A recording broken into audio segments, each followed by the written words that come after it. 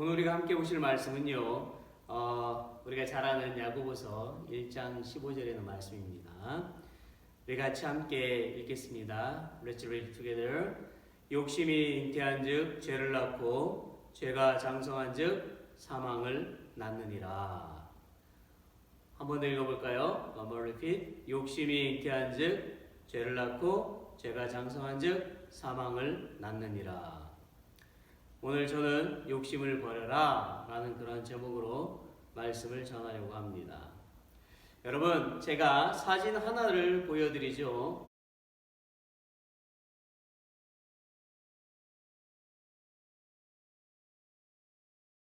이 사진 어떻습니까?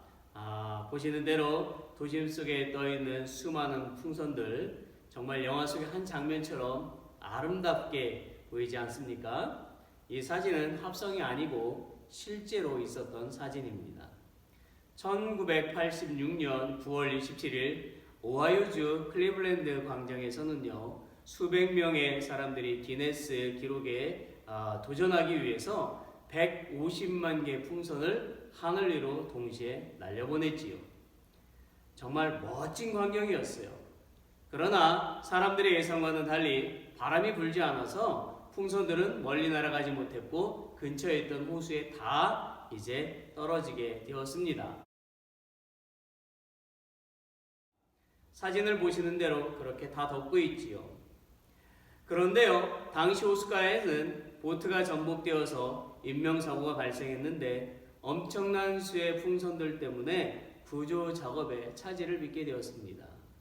결국 호수에 빠진 남성 2명은요, 골든타임을 놓치게 되었고 결국 사망하게 되었습니다. 뿐만 아니라 호숫가에 서식하던 야생 동물들의 상당수가 풍선을 먹어서 목숨을 잃는 등 인근 생태계에도 심각한 그런 위협을 가했습니다.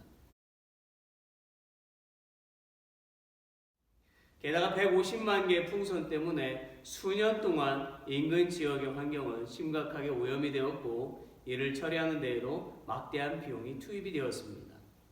이것은 법과 질서를 간과한 결과이고 기네스 기록을 세우겠다는 욕심이 만들어낸 결과였던 것입니다.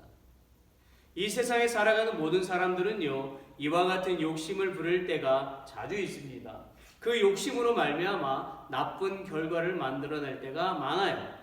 그래서 지혜자들은 욕심을 버리라고 충고합니다. 오늘 성경 속에도 보면 욕심이 어떤 결과를 가져왔는지를 알려주고 있어요. 여러분, 욕심을 사전에서 찾아보게 되면 그 뜻은 어떠한 것을 정도에 지나치게 탐내거나 누리고자 하는 마음을 뜻한다 라고 되어 있어요. 즉, 꼭 필요한 것이 아님에도 가지겠다고 시간과 돈과 힘을 낭비하는 것을 말하는 거예요. 오늘 우리가 읽은 하나님의 말씀을 보니까 욕심을 부리게 되면 사망에 이르게 된다고 가르치고 있습니다. 즉, 욕심 자체가 죄다라고 가르쳐주고 있는 것입니다. 우리가 성경 속에서 욕심을 부리다가 사망에 이른 사람들 또는 나쁜 결과를 가져온 사람들을 찾아볼 수가 있습니다. 대표적인 인물이 아담과 하와입니다. 아담과 하와는 에덴 동산에 먹을 것이 많이 있었음에도 하나님께서 먹지 말라고 금하신 선악과를 먹었지요. 그들의 욕심은 하나님과 같이 되려는 마음에서 온 것입니다. 그들은 한마디로 그들의 욕심은 하나님의 말씀에 불순종했기 때문이지요. 그 결과로 그들은 풍요로운 에덴 동산에서 추방되었고 수고하고 고통을 당하고 결국 죽음에 이르게 되었습니다. 또 한 사람 아간을 봅시다.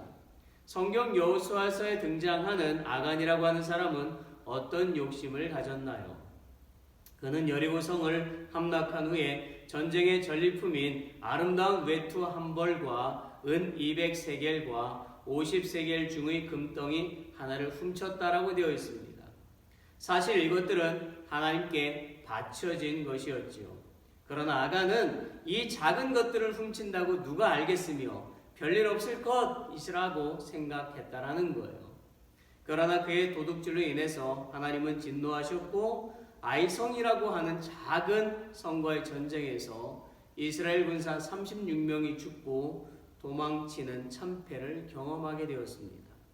하나님은 전쟁의 실패 원인이 누군가가 당신의 재물을 훔쳤기 때문임을 여호수아에게 알게 하셨고 제비를 뽑아서 아간을 찾게 되었습니다. 결국 욕심을 부린 아간의 범죄로 그와 그의 온 가족과 모든 짐승들이 돌로 쳐 죽임을 당했고 그의 모든 소유물은 불태워졌습니다. 이 욕심 역시 하나님의 말씀에 불순종한 결과였지요. 또한 광야 생활에 고기를 욕심내었던 이스라엘 백성 중에 어떤 이들이 이 사이에 고기가 낀 채로 죽임을 당했던 적도 있었지요. 하나님은 충분한 고기를 내려주셨지만 그들은 더 가지겠다고 더 먹겠다고 욕심을 부려서 광야에서 죽게 되었던 것입니다. 솔로몬도 보세요. 그는 매우 지혜로운 왕이었음을 천하가 다 알고 있었지만 그는 여인들에 대한 욕심 때문에 1000명의 아내를 가졌습니다. 그래야 솔로몬은 그 아내들이 섬기는 우상으로 하나님의 성전을 더럽혔고 하나님의 진노하심으로 자녀들이 서로 죽였으며 나라는 둘로 나뉘어졌지요. 여러분, 우리가 살고 있는 이 시대는 어떤가요? 이 시대는 물질의 욕심으로 가족 간의 살인사건이 많이 일어나고 있습니다. 물질 때문에 친구도 없어지고 좋았던 관계들도 나빠집니다. 이러한 현상은 물질을 생명보다 더 귀한 것으로 착각한 결과요, 욕심의 결과이지요. 욕심은 더 가지고 더 부자가 되려는 그 마음에서 오는 거예요. 코로나 바이러스로 전 인류가 고통 가운데 있고 모든 사람들은 아주 오랫동안 불편한 생활을 계속해야 합니다. 조심스럽게 말씀드리지만 코로나 바이러스 역시 인간의 욕심과 야욕 때문에 생긴 것입니다. 우월주의, 차별, 이기심도 욕심의 결과입니다. 인간의 욕심으로 세상이 망가져가고 있어요. 기후변화 청년 모임인 빅웨이브의 심채은 활동가가 이런 말을 했어요. 2018년에 프랑스 자연환경연합은 섬유 산업의 탄소 배출량이 항공기와 선박의 배출량을 모두 합한 것보다 많다라는 결과를 발표했습니다. 패스트 패션 이 현상 심화로 인한 의류 소비의 증가가 원인으로 지적이 되었는데요. 환경 전문 저널리스트인 루시 시글은 패스트 패션 트렌드는 우리가 엄청난 양의 옷을 소유하게 하는 생산 시스템이라고 말했습니다. 즉 개인의 소비 패턴에 많은 영향을 미친다는 것입니다. 문제는 이러한 패스트 패션에 대한 지속적인 수요가 환경을 파괴한다는 것입니다. 유엔 환경계획 UNEP에 따르면 패션 산업은 전 세계 20%의 해수와 10%의 탄소 배출량을 차지한다고 합니다. 이는 항공기와 선박의 탄소 배출량을 합한 양을 뛰어넘는 수치입니다. 섬유 염색은 세계에서 두 번째로 큰 수질 오염이 됩니다. 청바지 한 벌을 만드는데 7,000에서 1만 1,000리터의 물이 사용되어지고 티셔츠 한 장을 만드는 데는 2,700리터의 물이 필요하다고 합니다. 이 정도의 양은 한 사람이 3년 동안 식수로 사용하기에 충분한 양입니다. 합성 섬유의 경우에는 매년 바다에 50만 톤의 플라스틱을 배출한다고 하는데요. 이는 생수병 500억 개와 맞먹는 양입니다. 여러분 놀랍지 않습니까? 잘 모르시겠다고요? 2020년 6월 17일자 한국중앙일보 인터넷신문에 이 사실을 뒷받침해주는 구체적인 기사가 있어요. 오늘날 패스트 패션이 유행하게 된 이유는요, 소비자들이 질 좋고 오래 입을 수 있는 옷보다 싸면서 유행에 빠르게 대응할 수 있는 옷을 원하기 때문이라는 거예요. 그냥 입고 빨지 않고 버린다라는 거죠. 글로벌 컨설팅 업체인 맥킨지 앤 컴퍼니가 2016년 발표한 보고서에 따르면요, 전 세계 의류 생산량은 2000년에서 2014년 사이에 2배로 늘어났다고 합니다. 그리고 1년에 만들어지는 옷은 1000억 벌이 넘는다고 합니다. 소비자들이 매년 사는 옷도 평균 60%가 증가했다라는 거예요. 이렇게 많은 옷을 만들려면요, 그만큼 많은 면이 필요하겠지요. 그러려면 목화, 이 면화를 더 많이 키워야겠지요. 문제는요, 목화를 재배하려면 쌀, 밀 같은 작물보다 훨씬 많은 양의 물이 필요하다는 것입니다. 500ml의 물을 먹어야 하얀 목화솜을 피울 수 있다고 하는데요. 면을 가공하고 염색하는 등 옷을 만드는 과정에서도 엄청나게 많은 물이 쓰인다고 합니다. 농약 같은 화학 제품을 많이 쓰기 때문에 수질을 오염시키기도 한다는 거죠. 세계 자연기금 WWF에 따르면 1kg의 면을 생산하려면요, 욕조 40개를 가득 채울 수 있는 물, 즉 8,500리터가 필요하다고 합니다. 그런데요, 이 많은 물은요, 청바지 한 벌을 만들 수 있을 정도의 양밖에 안 된다네요. 그래서 세계 곳곳에서는 목화를 키우느라 사막화가 일어난다는 것입니다. 그 이유는요, 목화밭에 물을 대기 위해서 강제로 물줄기를 옮기는 거죠. 그래서 강하류 지역이 메마르게 된다는 거죠. 대표적인 것이 아랄해라고 하는 것입니다. 이 아랄해는요, 중앙아시아의 카자흐스탄과 우즈베키스탄 사이에 있는 함수호, 염분이 많아서 물맛이 아주 짠 호수를 말하죠. 그리스어로는 섬들의 바다라는 뜻인데 50년 전만 해도 면적이 한국의 절반이 넘을 정도로 세계에서 4번째로 큰 호수였습니다. 그런데 1960년대부터 아랄해가 점점 메마르기 시작을 했어요. 왜냐하면 면화 재배를 위해서 아랄해로 들어오던 그 2개의 강, 아무다랴, 시를다랴라는 그 2개의 강을 다른 곳으로 돌렸기 때문이랍니다. 덕분에 우즈베키스탄은 세계적인 면화 생산국이 되기는 했지만 아랄해는요, 이전의 10분의 1 정도로 물이 줄어들었다는 거죠. 미국 항공우주국 나사가 찍은 인공위성 사진을 보게 되면 아랄해가 점점 말라붙어가는 모습도 한눈에 볼 수가 있어요. 호수가 사막화되면서 염분이 증가했고 아랄해는 죽은 바다로 변해갔습니다. 주변 경작지에서 들어온 비료와 농약은 호수를 더 오염시켰고 아랄해에 살던 물고기를 거의 전멸시켜버렸어요. 바람이 불면 말라붙은 호수 바닥에 그 소금과 모래가 섞인 소금 먼지가 날려서 주민들의 건강까지 위협할 정도가 되었다는 거지요.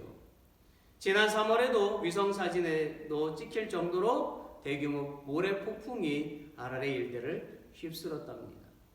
여러분, 충격적이지 않습니까? 또한 한국만 보아도요, 1년에 버려지는 옷만 해도 7억 벌이나 된다고 그래요. 그렇다면 전 세계적으로는 얼마나 될까요? 상상이 잘 안 되는 것이죠. 이 버려진 옷들은요, 썩는 과정에서 이산화탄소, 메탄 등 아주 유독한 그런 가스를 배출한다고 그래요. 이 유독가스는요, 도로에서 730만 대의 차량이 내뿜는 유독가스의 양과 같다고 합니다. 게다가 더 안타까운 것은 많은 의류 제조업체들이 브랜드 이미지 때문에 못 쓰는 의류를 재활용하기보다는 불에 태워버린다는 것이지요. 옷을 태우는 이 과정에서 발생하는 가스들이 지구 온난화를 가속화한다는 것입니다. 우리가 쉽게 구입해서 입는 옷이 이렇게 환경을 파괴하고 자연을 파괴하고 있다는 사실에 걱정이 되지 않습니까? 인간의 욕심은 끝이 없어요. 많은 사람들이 자연이 있어야 인류도 있다는 진리를 잊고 살아가고 있다는 거지요. 인간 스스로가 자신들의 욕심을 채우고자 자연의 법을 파괴하고 스스로 죽어가고 있는 것입니다. 굳이 하나님의 진노하심을 말할 필요가 없어요. 그렇다면 여러분, 욕심을 버리려면 어떻게 해야 할까요? 첫째는 성령을 따라서 행해야 합니다. 갈라디아서 5장 16절에서 17절에 이런 말씀이 나오지요. 내가 이르노니 너희는 성령을 좇아 행하라. 그리하면 육체의 욕심을 이루지 아니하리라. 육체의 소욕은 성령을 거스르고 성령은 육체를 거스르나니 이 둘이 서로 대적하므로 너희가 원하는 것을 하지 못하게 하려 함이니라. 성령을 따라 행하라 라는 말이 무슨 뜻일까요? 사도행전 17장에 보면 사도 바울이 그리스의 수도인 아덴에서 자신의 지혜와 능력으로 복음을 전하는 장면이 나옵니다. 그런데요, 복음을 열심히 전했지만 결과는 실패였어요. 그때 바울은 자신이 왜 실패했는지를 생각해 봅니다. 그리고 그 실패의 원인이 자신의 지혜와 능력을 의지하였기 때문이라는 것을 깨닫게 되지요. 이때부터 사도 바울은 성령을 따르기 위해서 자신이 가지고 있는 모든 인간적인 지혜와 능력을 포기해버립니다. 그래야 그는 성령을 따르기 위해서 두렵고 떨리는 마음으로 살았어요. 한마디로 자신의 모든 사역을 성령님께 맡겼다라는 것입니다. 그러자 바울에게 성령의 지혜와 능력이 나타나기 시작하였습니다. 그래야 많은 영혼을 구원하는 놀라운 역사를 이루게 되었어요. 영국이 낳은 청교도 신앙가요, 침례교인이요, 그 유명한 책 철로 역정 The Pilgrim's Progress를 쓴 존 버녀는 목사님이 국왕의 명을 어긴 채로 감옥에 갇혔던 일이 있었어요. 어느 날 옥사장이 버녀 목사님께 윗사람 모르게 옥문을 열어주면서 집에 가셔서 사모님과 식구들을 잠깐 뵙고 오십시오 라고 했어요. 얼마쯤 가다가 목사님이 되돌아오기에 왜 오십니까? 라고 묻자 목사님은 이렇게 대답했지요. 당신의 후회는 너무 고맙지만 성령이 인도하시는 길이 아니라서 돌아왔습니다. 그로부터 1시간 후에 이 나라 국왕이 직접 감옥을 시찰하면서 존 버녀 목사님을 확인하고 돌아갔지요. 이때 옥사장이 이렇게 말했어요. 목사님께서 성령의 인도하심을 따라 행동하셨기에 목사님도 살고 저도 살았습니다. 이제 제가 언제 목사님께 가시라 오시라 하지 않을 테니까 목사님의 마음에 비춰오는 그 성령의 인도하심을 따라 가시고 싶을 때 가셨다가 오시고 싶을 때 오시기 바랍니다. 사랑하는 여러분, 우리가 내 뜻대로 살면 잘 살 것 같지만 그렇지가 않은 거예요. 우리는 한 치 앞도 내다볼 수가 없기 때문입니다. 또한 모든 인간은 결코 육체의 욕심을 버릴 수가 없어요. 그래서 어떤 사람은 욕심을 버리라고 말하기보다 다 해보라고 하는 것이 더 낫다고 가르칩니다. 아닙니다. 그러면 죄만 더 크게 지을 뿐인 거예요. 하나님은 우리에게 육체의 욕심을 버리는 제1순위가 무엇인지 명확하게 성경에서 말씀하고 계십니다. 즉 성령을 따라 행하라는 것입니다. 그러면 육체의 욕심을 갖지 않게 된다는 거예요. 그 이유는요, 성령 하나님은 살아계셔서 역사하시는 하나님이시기 때문입니다. 성령은 날마다 샘솟는 샘물과도 같은 존재이시기 때문입니다. 기억하세요. 육체의 욕심은 하나님을 대적하는 것들이요, 하나님이 싫어하시는 것입니다. 성령은 예수님을 구주로 영접할 때에 믿는 자의 그 심령에 내주하십니다. 그리하여 우리와 함께 하시지요. 성령이 믿는 우리 안에 함께 계시는데 어떻게 육체의 욕심을 가질 수가 있겠습니까? 그분은 믿는 자에게 바른 것이 무엇인지 깨닫게 하시고 지혜를 주시고 지식을 주시며 하나님을 더 깊이 알게 하시고 하나님의 일을 하게 하십니다. 또한 그분은 우리에게 세상의 주인이 누구이며 우리가 어떻게 살아가야 하는지를 알려주십니다. 그러므로 믿는 자가 성령을 따라 행할 때 육체의 욕심을 버릴 수 있게 되는 것입니다. 두 번째는 자족하고 나누고 베풀어야 합니다. 우리는 가난한 사람들과 굶주린 사람들을 생각하고 내가 가진 것을 나누고 베푸는 사람들이 되어야 돼요. 우리가 선교하는 선교지로 옷을 보내세요. 새 옷을 사려고 하지 말고 아껴서 입으세요. 우리는 흔히 이렇게 말합니다. 배불러 죽겠네. 배 터져 죽겠네. 정말 이 말은요, 행복한 아픔인 거예요. 암이라는 한자는요, 입을 나타내는 구자가 3개가 있어요. 그래서 암에 걸린 사람들을 보면 음식으로 암에 걸린 사람들이 많이 있음을 보게 됩니다. 너무 많이 먹어서죠. 제발 배불리 먹으려 하지 말고 적당히 드세요. 적당히. 먹을 것이 많으면 이웃에게 나누어 주세요. 사도행전 4장에 좋은 교훈이 나옵니다. 사도행전 4장 32절을 보면 믿는 무리가 한 마음과 한 뜻이 되어 모든 물건을 서로 통용하고 제 재물을 조금이라도 제 것이라 하는 이가 하나도 없더라. 아멘. 오늘날 교회도 욕심이 가득 차 있습니다. 큰 교회는 자기의 교세를 부풀리기에 더욱 열심히 해요. 큰 교회가 작은 교회를 돌아보고 살리려 하는 것이 아니라 문을 닫게 만듭니다. 결국 큰 교회는 더 커지고 작은 교회는 사라지지요. 미국에도 1년에 수천 개의 교회가 사라지고 있습니다. 정말 마음이 아픕니다. 그리스도인들이요, 명품을 구입하지 마세요. 무슨 핸드백을 300만 원짜리를 사는 등 수백만 원짜리를 삽니까? 그거 사서 잘 모셔둬야지 어떻게 들고 다니나요?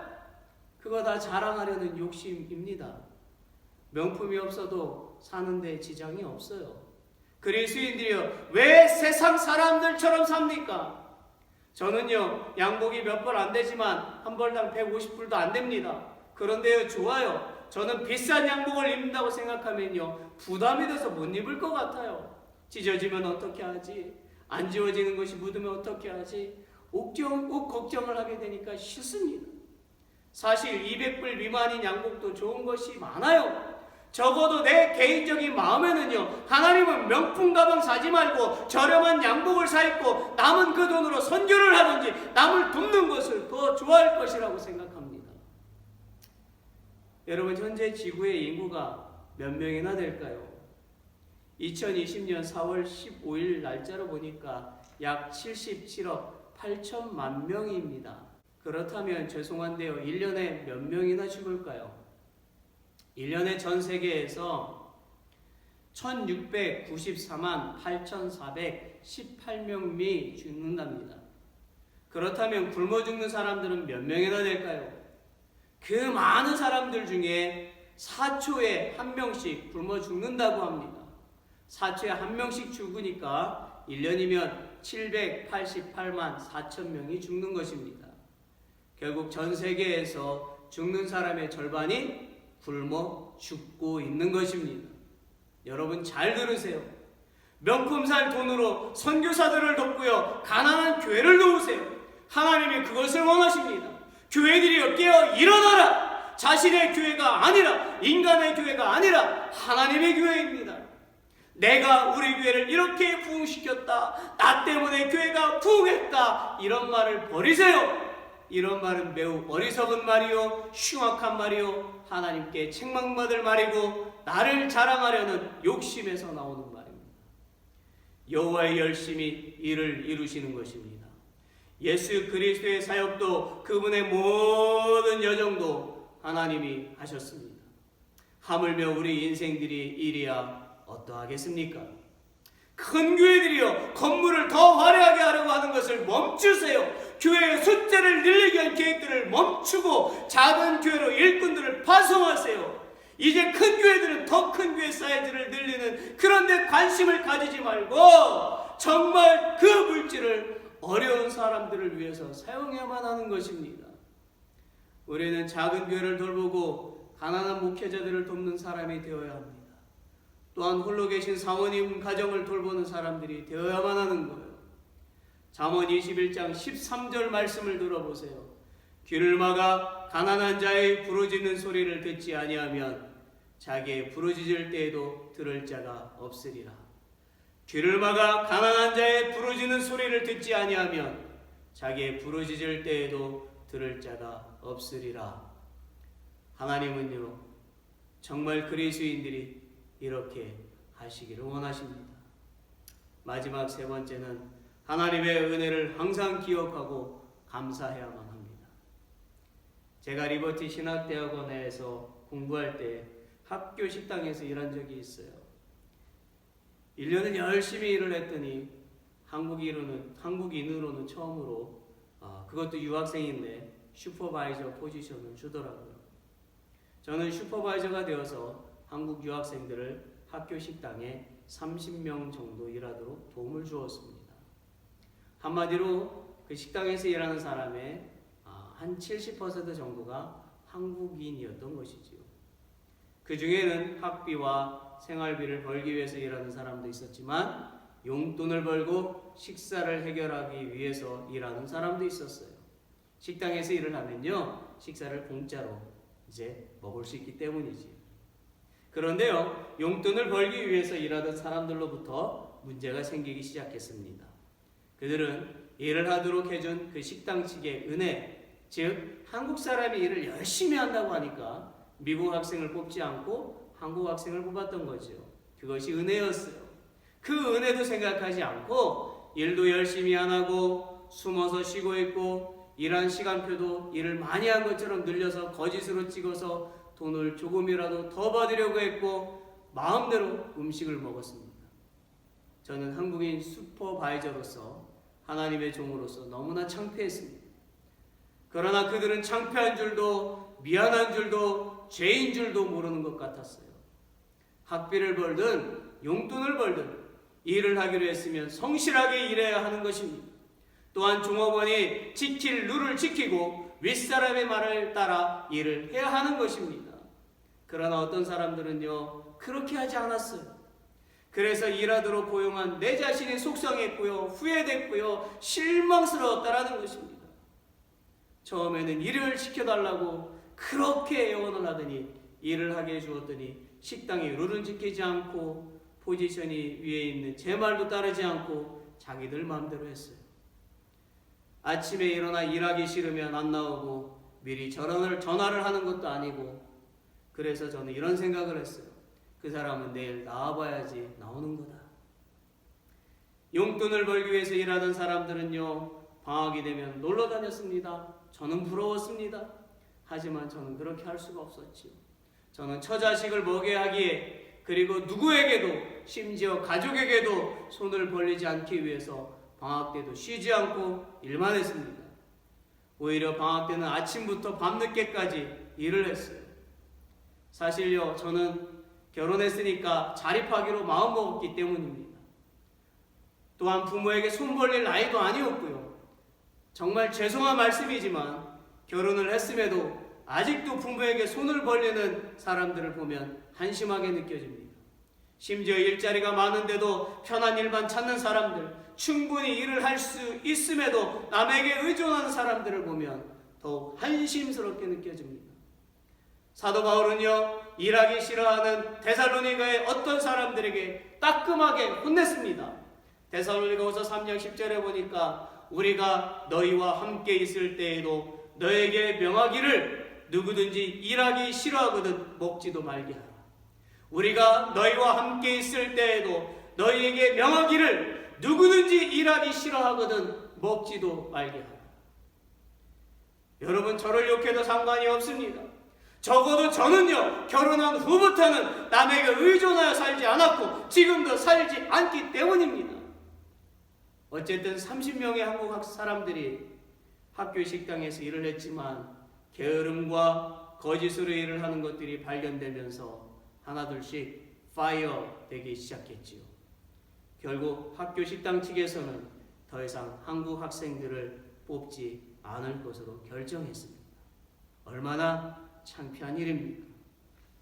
쉽게 돈을 벌겠다는 욕심이 한국 사람 전체를 욕먹인 셈이 되고 만 거예요. 사실 유학 와서 학교 식당에서 합법적으로 일하게 된 것은 다 하나님의 은혜였습니다. 그들은 하나님의 은혜를 인간의 욕심으로 취하게 만들었던 거예요. 실로 욕심은요, 나의 이기심을 채우기 위한 잘못된 열심과 게으름에서 나오는 것임을 알아야 하는 것입니다. 또한 욕심은요, 책임감과 성실함도 상실케 만든다는 것을 알아야만 하는 거예요. 지키지 못할 약속을 하지 마세요. 허황된 꿈을 꾸지 마세요. 그거 욕심입니다. 실현 가능한 꿈을 꾸세요. 그리고 그 꿈을 이루기 위해서 성실하고 책임감 있게 행동하시고 역사를 이루시기 바랍니다. 에베소서 1장 6절에서 7절에 보니까 바울이 이런 고백을 합니다. 이는 그의 사랑하시는 자 안에서 우리에게 거저 주시는 바 그의 은혜의 영광을 찬미하게 하려는 것이라. 우리가 그리스도 안에서 그의 은혜의 풍성함을 따라 그의 피로 말미암아 구속 곧 죄 사함을 받았으니. 바울은요, 욕심을 가지기에 충분한 위치에 있었습니다. 그러나 그는 복음의 은혜, 즉 하나님의 자신을 구원해 주시고 사랑해 주시고 인도해 주신 그 은혜를 앞세워서 인간의 욕심을 드러내지 않았습니다. 사랑하는 여러분, 오늘 숨쉬는 것도 다 하나님의 은혜입니다. 인류는 하나님의 은혜로 살고 있다는 것을 깨달아야만 합니다. 하나님의 은혜를 잃어버린 나라, 하나님의 은혜를 잃어버린 교회, 하나님의 은혜를 잃어버린 그리스도인은 모두 회개해야만 하는 거예요. 부모도 은혜를 잃어버린 자녀를 좋아하지 않습니다. 세상 사람들도 배은망덕한 행동을 하는 사람들을 미워합니다. 그런데도 왜 그리스도인은 하나님이 당신의 은혜를 잃어버린 자녀들에게 징계를 하시는 것을 싫어합니까? 말씀을 맺지요. 고린도서 6장 10절에 보면 근심하는 자 같으나 항상 기뻐하고 가난한 자 같으나 많은 사람을 부욕해 하고 아무것도 없는 자 같으나 모든 것을 가진 자로다 라는 말씀이 있습니다. 우리는 예수님 한 분만으로도 만족한 그리스도인이 되어야 하는 거예요. 그리고 신명기 6장 5절에도 보면 너는 마음을 다하고 성품을 다하고 힘을 다하여 내 하나님 여호와를 사랑하라는 말씀이 나오지요. 이 말씀은요, 하나님께서 이스라엘 백성들에게 항상 잊지 않도록 가르치셨던 말씀입니다. 또한 이 말씀은 오늘을 살아가는 모든 그리스도인들을 향한 하나님의 말씀이기도 합니다. 하나님의 백성된 도리는요, 바로 하나님을 사랑하는 것에 있는 거예요. 하나님을 사랑하지 않고 인간이 자신을 사랑하고 세상을 사랑하기 때문에 욕심에 빠지는 것입니다. 이스라엘 백성들도 하나님보다 세상을 더 사랑하였기 때문에 우상을 숭배했고 세상의 딸들을 사랑했고 세상으로 나갔던 것입니다. 그래야 그들은 멸망에 이르게 되었어요. 하나님을 사랑하지 않는 자는 하나님을 진실되게 섬기지 못할 뿐만 아니라 그분을 위해서 일할 수도 없습니다. 세상을 사랑하지 마세요. 세상 것들이 욕심을 부리지 마세요. 정말 죽습니다. 그러므로 모든 그리스도인들이요, 예수님이 부활하신 후에 베드로에게 찾아오셔서 물으신 것을 날마다 되새김질해야 합니다. 내가 나를 사랑하느냐? 내가 나를 사랑하느냐? 내가 나를 사랑하느냐? 기도하겠습니다. 하나님을 정말 사랑하게 해주시기를 원합니다. 우리가 이 땅을 살아가면서 세상을 미워해야 됩니다. 세상 것들이 하나님을 사랑하지 못하게 만들며 하나님의 은혜를 다 잊어버리게 만듭니다. 하나님을 사랑하며 이 세상 가운데 주의 진리의 말씀들을 전하게 하시고 믿음의 자녀로 합당한 삶을 살게 하여 주시기를 원합니다. 세상의 욕심을 버리고 오직 천국을 사모하며 살아가는 주의 백성들 다 되게 하여 주시옵소서. 하나님께서 주신 귀한 은혜를 기억하고 우리에게 주신 것을 나누며 살게 하시고 선교하게 해주시고 주님의 영광의 빛을 비추는 주님의 백성들 다 되게 하여 주시옵소서. 우리를 사랑하시고 우리를 구원하신 예수 그리스도의 이름으로 기도드립니다. 아멘.